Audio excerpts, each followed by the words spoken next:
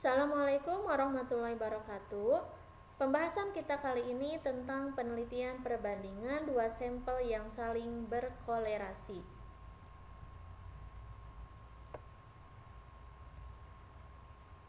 Penelitian perbandingan dua sampel yang saling berkolerasi diartikan sebagai sebuah penelitian yang melibatkan sampel dengan objek subjek yang sama namun mengalami dua perlakuan yang berbeda. Nah, untuk melakukan uji ini, kita perlu melakukan uji normalitas data. Apabila datanya normal, lanjutkan dengan uji parametrik. Namun, jika datanya tidak normal, lanjutkan dengan uji non-parametrik. Nah, sekarang kita akan pelajari dulu tentang uji parametrik untuk penelitian perbandingan dua sampel yang saling berkolerasi, yaitu dengan menggunakan uji Z dan uji T. Yang pertama, tentang uji Z. Uji Z digunakan jika penelitian dilakukan pada populasi. Contoh, seorang guru ingin mengetahui perbedaan kemampuan siswa setelah diberikan metode A dan metode B. Berdasarkan hal tersebut, diperoleh data sebagai berikut. Nah, ini data yang diperoleh dari hasil penelitian guru setelah menggunakan metode A dan metode B. Jadi siswa 1 setelah diberikan metode A mendapat nilai 50, kemudian setelah diberikan metode B dia mendapat 60 dan seterusnya. Untuk melakukan uji Z, kita harus uji normalitas dulu data ini dengan menggunakan uji Lilliefors seperti yang telah kita pelajari sebelumnya. Nah, kita asumsikan misalkannya data ini itu sudah normal. Lalu pertanyaannya, apakah terdapat perbedaan kemampuan siswa setelah diberikan metode A dan metode B? Untuk menjawab pertanyaan ini, kita terlebih dahulu harus membuat rumusan hipotesis. Di sini H0-nya mu1 sama dengan mu2 karena ini adalah rata-rata populasi, atau tidak terdapat perbedaan kemampuan siswa setelah diberikan metode A dan metode B. HA-nya mu1 tidak sama dengan mu2 atau terdapat perbedaan kemampuan siswa setelah diberikan metode A dan metode B.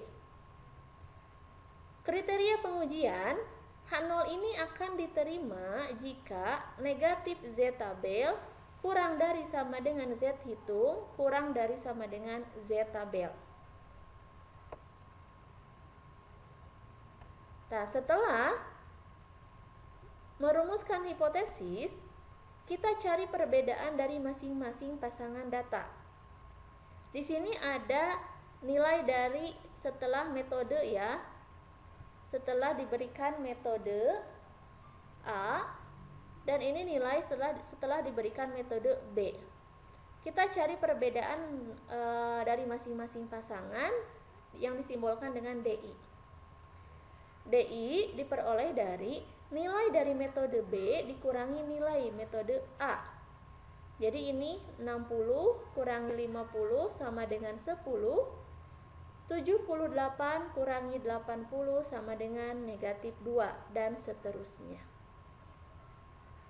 Setelah kita mencari nilai DI ini, jumlahkan DI-nya, cari rata-ratanya, dan cari simpangan bakunya dengan menggunakan rumus yang sebelumnya. Ingat, karena ini populasi, berarti untuk simpangan bakunya itu tidak dibagi N kurangi 1, tetapi dibagi N. Rumus simpangan bakunya. Jadi ini diperoleh, jumlahnya ada 88, rata-ratanya 8,8 dan simpangan bakunya 11,09.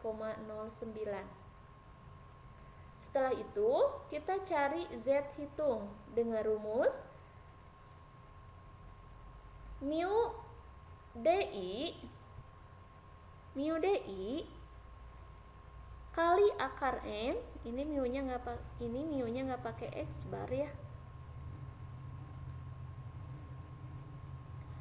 Mu DI kali akar N per sigma DI. Karena rata-ratanya 8,8 dikali akar N 10 dibagi sigma DI yaitu 11,09.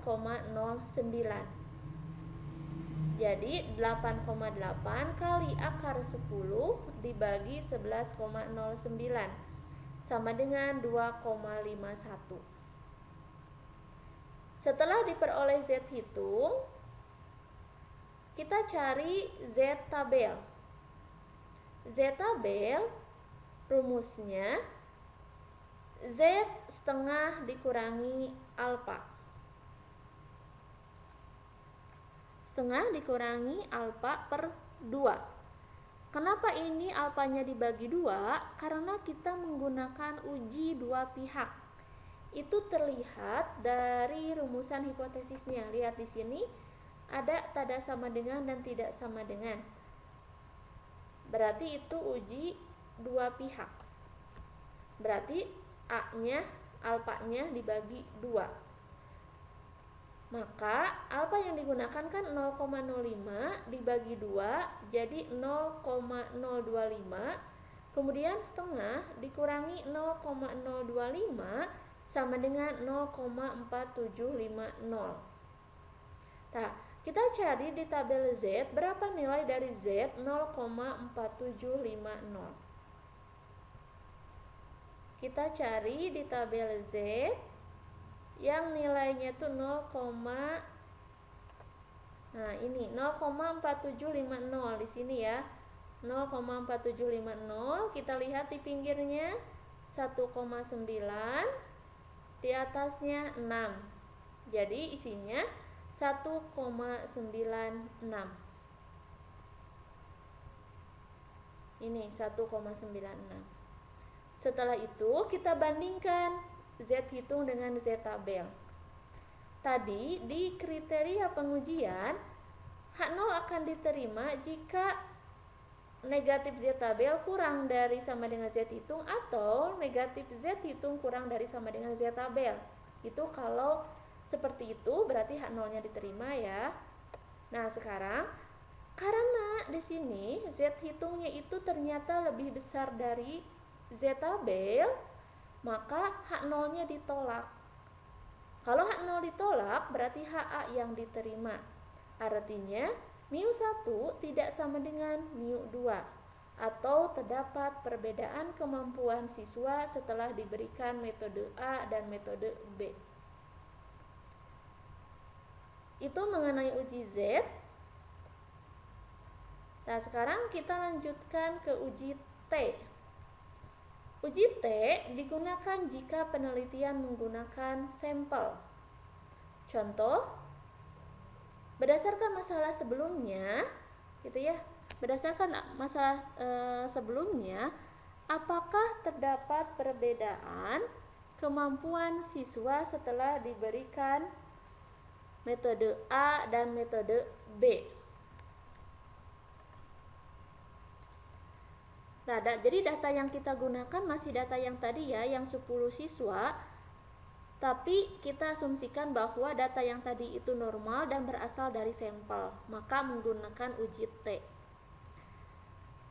Kita rumuskan dulu hipotesisnya. H0-nya X bar 1 sama dengan X bar 2 atau tidak terdapat perbedaan kemampuan siswa setelah diberikan metode A dan metode B.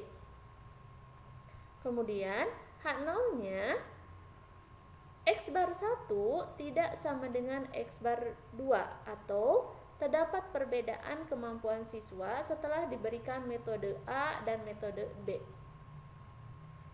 Kriteria pengujiannya, H0 ini akan diterima jika negatif T tabel kurang dari sama dengan T hitung kurang dari sama dengan T tabel. Nah, sekarang kita cari dulu T hitung. Rumusnya sama dengan Z hitung ya, namun ini X bar karena rata-rata sampel. Kita cari dulu DI seperti yang tadi, selisih antara metode pengurangan metode B kurangi metode A ya nilainya. Nah, kita lihat kembali ini. Nah, ini kita tetap cari ini dulu, cari dulu DI ya, tetap cari jumlahnya, cari rata-ratanya, dan juga simpangan bakunya. Namun simpangan bakunya akan berbeda. Kalau tadi populasi dibagi N, kalau sampel berarti dibagi N kurangi 1. Sehingga simpangan bakunya akan berbeda dengan yang ini ya. Nah, berarti X bar DI-nya tadi kan 8,8 kali akar N, N-nya ada 10 siswa dibagi ini simpangan baku. Ya, berbeda dengan yang tadi karena ini sampel. Jadi 11,69. Jadi hasilnya terhitung 2,38. Nah, selanjutnya kita cari T tabel dengan rumus T alfa N kurangi 1. Alfa yang digunakan adalah 0,05. N-nya ada 10 kurangi 1 jadi 9. Kita cari T 0,09 ya. N-nya 0,05, N-nya 9. Kita cari di tabel T.